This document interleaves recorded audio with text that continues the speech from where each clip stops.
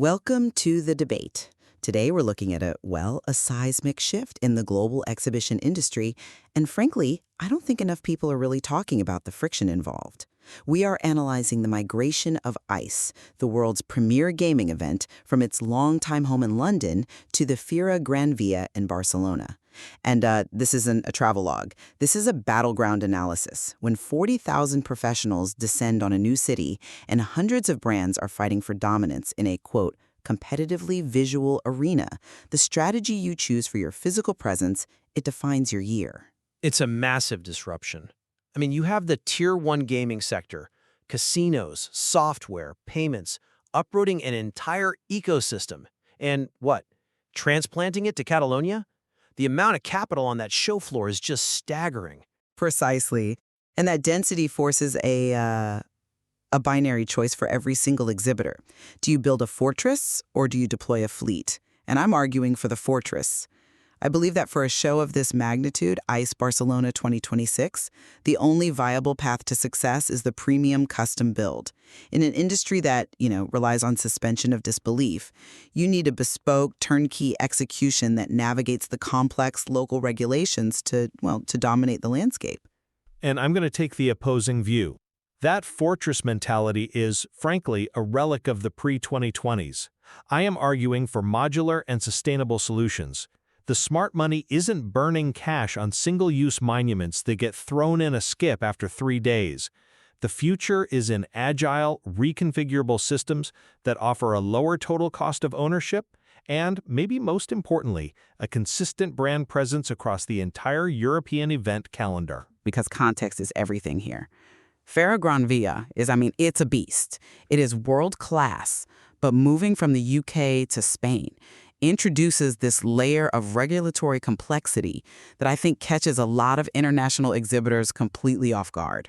It's certainly a different operating environment. It is more than different. It is rigorous. We're talking about strict Spanish and EU compliance standards.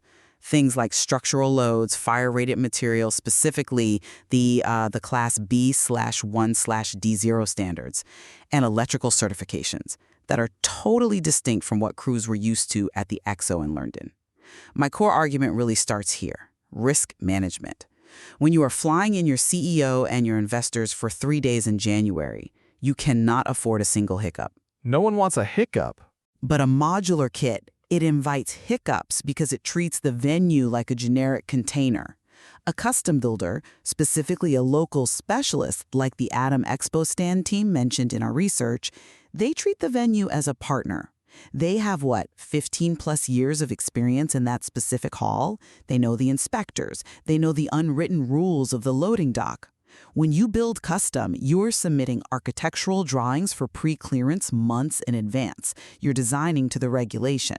Okay, I have to stop you there because you are framing modular as if it's some, risky DIY project you bought at a hardware store.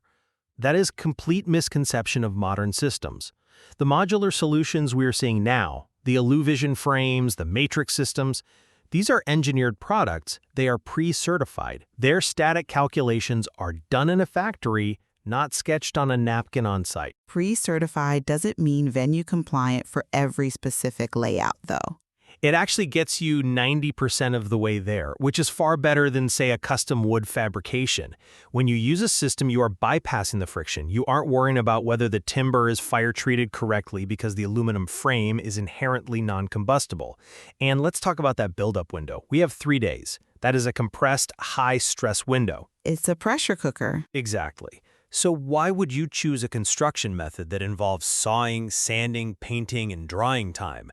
A custom build is a construction site. A modular build is an assembly task. It is cleaner, it is quieter, and it is infinitely faster. While your custom team is sweating over a paint finish that won't dry because the hall humidity is wrong, the modular team is, clicking components together and going to dinner. That is real risk management, eliminating the variables that cause delays. Speed is great, but you are sacrificing the soul of the exhibit. You called it assembly. And that's the problem. It looks assembled. We're talking about the gaming industry. These attendees, they live in high-fidelity digital worlds. They're used to 4K resolution and seamless textures. If they walk past a booth and they can see the click mechanism or they can spot the reusable joint, the magic is gone. I think you are seriously underestimating the skinning technology available today. You can cover these frames with seamless, dye-sublimated tension fabrics that look like solid walls. You can integrate LED tiles directly into the structure. But can you build a cantilevered second story that feels like a permanent VIP lounge? Yes, you can. Double-deck modular systems are standard now. Standard, perhaps, but do they feel premium? The research highlights the need for meticulous attention to detail. When you build custom, you can create unique architectural forms, curbs, floating headers, hidden storage that defies standard geometry. You are sculpting the space to fit the brand narrative. A modular system, well, by definition, it works in increments. You are building with blocks. You might lose 6 inches here or a foot there because the system doesn't fit the exact footprint of the stand. In a show where floor space costs hundreds of euros per square meter, that dead space is wasted money. And I would counter that the dead money is actually in the fabrication itself. Let's talk about the total cost of ownership. This is where the custom argument it falls apart for any CFO looking at the spreadsheet. I disagree that it falls apart. But, okay, walk me through the math. Well, you are asking a client to pay for raw materials, wood, steel, glass, and specialized labor to build a structure that exists from January 19th to January 21st, 3 days. Then the show closes, and what happens? It is demolished. It is a single-use asset. You are effectively burning 50% of your marketing budget on a bonfire. It is not a bonfire, it's a launch pad. If that stand helps you close a deal with a major operator, the cost of the wood is completely irrelevant. But you can close that exact same deal in a modular stand and save 40% of the budget. The smart choice, as the material calls it, is to minimize the carbon footprint and the financial waste. But here's the killer app for modular, the multi-event strategy. I was waiting for this. Right. Most of these exhibitors don't just do ICE. They do MWC Barcelona in February. They do Smart City Expo in November. They do SIL Barcelona. These are all at the Fira. If you build custom for ICE, you tear it down. Then 4 weeks later for MWC, you pay to build another stand in the same venue. It's insanity. It is not insanity, it's specificity. And this is the point the modular camp always misses. The audience at ICE is fundamentally different from the audience at Smart City Expo. You cannot speak to a gaming affiliate with the same architectural language you use for a government urban planner. You aren't using the same language. You are using the same skeleton. But the skeleton dictates the form. Look at the portfolio examples. MWC Barcelona is about high-density connectivity. You need miles of cabling, server racks, live tech demos. The stand needs to be a machine. Now look at the Seafood Expo Global. You need food-safe surfaces, hygiene stations, wet areas. You cannot take a modular frame used for a server rack and turn it into a fish counter without significant and probably clunky modification. You're picking the most extreme examples to try and prove a rule, but the reality is that 80% of exhibitors are B2B tech and service providers. They need meeting rooms, demo screens, and reception counters. A modular system is perfectly capable of adapting to those needs. You change the graphics, the skin, and you change the message. You reconfigure the layout. Maybe for ICE, you want an enclosed, mysterious vibe, so you build high walls. For Smart City, you want transparency, so you take the walls down and leave the frame open. It is an asset that works for you all year long. But you are assuming that good enough is acceptable. In a competitively visual environment, good enough is invisible. You mentioned that ICE is the new Tier 1. That means the competition is bringing their A game. If your competitor has a custom-built, immersive environment that looks like a spaceship, and you have a reconfigured frame from your last trade show, you look second tier. Perception is reality. I challenge the idea that custom automatically equals better looking. I have seen custom stands that look like heavy, dated carpentry projects, and I have seen modular stands that look sleek, modern, and tech-forward. But let's look at the innovation aspect. The gaming industry is pushing hardware. We are seeing massive VR installations, haptic feedback suits, heavy curved LED walls. These things have very specific physical requirements. They generate heat, they have weight. A custom builder can engineer cooling vents directly into the joinery. They can weld steel supports exactly where the VR rig needs to hang. With modular, you're always fighting the constraints of the system. Oh, we can't mount the 80-inch screen there because that's where the cross brace is. That is a fair point, I'll admit, regarding extreme hardware. If you are launching a literal car or a massive simulator, custom engineering is required. But for the vast majority, the constraints of modularity actually breed better design discipline, and they certainly breed better sustainability. I will grant you that sustainability is becoming, well, non-negotiable. It is more than that. It is a corporate mandate. Publicly traded gaming companies have ESG scores to worry about. Explaining to shareholders why you generated 5 tons of landfill waste for a 3-day event is becoming a very difficult conversation. The sustainable services aspect of modular reusing frames, minimizing transport volume, is a massive selling point. A modular stand packs flat. You can ship it in 1 truck. Your custom stand might take 5 trucks. That carbon footprint is real. I concede the carbon argument, but only partially. The source material notes that high-end custom builders, like Atom Expo stand, now include material sorting for reuse or recycling in their dismantling process. It isn't 1990 anymore. We aren't just throwing everything in a dumpster. The wood is repurposed, the steel is scrapped and recycled. Custom doesn't have to mean wasteful. It is less wasteful than it used to be, I'll give you that, but it is still not a circular economy model like modular is. But I want to pivot back to the 6-month rule that was mentioned in our briefing. Start earlier than you think necessary. Right. We both agree on the advice, but I think we interpret the reason for it very differently. Well, I interpret it as a necessity for the bureaucracy. You need 6 months because you need to get those drawings approved by the Fira. You need to source specific materials that might have long lead times. You need to book the specific installation crew that knows the venue. And I view that 6 months as a strategic window. See, if I go modular, I don't have to worry about sourcing materials. The frames are sitting in a warehouse in Barcelona. That frees up my mental bandwidth to focus on the why. The text advises defining success metrics before the design brief. If I am not arguing with a carpenter about the curve of a reception desk, I can spend that time training my staff on how to actually talk to customers. That implies you can't do both.